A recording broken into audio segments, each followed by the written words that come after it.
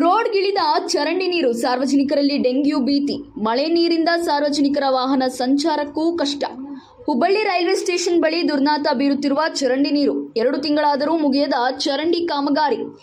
ಹುಬ್ಬಳ್ಳಿ ಧಾರವಾಡ ಮಹಾನಗರ ಪಾಲಿಕೆಯ ನಿರ್ಲಕ್ಷ್ಯದಿಂದಾಗಿ ಚರಂಡಿ ನೀರು ರಸ್ತೆಗೆ ಹರಿದು ಜನಸಾಮಾನ್ಯರ ವಾಹನಗಳ ಓಡಾಟಕ್ಕೆ ಕಷ್ಟಕರವಾಗಿದೆ. ಹುಬ್ಬಳ್ಳಿ ರೈಲ್ವೆ ಸ್ಟೇಷನ್ ಬಳಿ ಈ ಸಮಸ್ಯೆ ಇದ್ದು, ಮಹಾನಗರ ಪಾಲಿಕೆ ಇಲ್ಲಿಂದ ಜಾಸ್ತಿ ದೂರವೇನಿಲ್ಲ. ಅಲ್ಲಲ್ಲಿ ತಗ್ಗು ಗುಂಡಿಗಳಲ್ಲಿ ನೀರು ನಿಂತು ದುರ್ನಾತ ಬೀರುತ್ತಿದೆ. ರಾಜ್ಯಾದ್ಯಂತ ಈಗಾಗಲೇ ಡೆಂಗ್ಯೂ ಭೀತಿ ಹೆಚ್ಚಾಗಿದ್ದು, ಹುಬ್ಬಳ್ಳಿ ಧಾರವಾಡ ಮಹಾನಗರ ಪಾಲಿಕೆಗೆ ಹೀಗೆ ನಿರ್ಲಕ್ಷ್ಯ ತೋರಿದ್ದೇ ಆದಲ್ಲಿ ಮುಂದಾಗುವ ರಸ್ತೆ ಅಪಘಾತಗಳಿಗೆ ಸಾಂಕ್ರಾಮಿಕ ರೋಗಗಳ ಹರಡುವಿಕೆ ನೇರ ಹೊಣೆಯಾಗಬೇಕಾಗುತ್ತದೆ.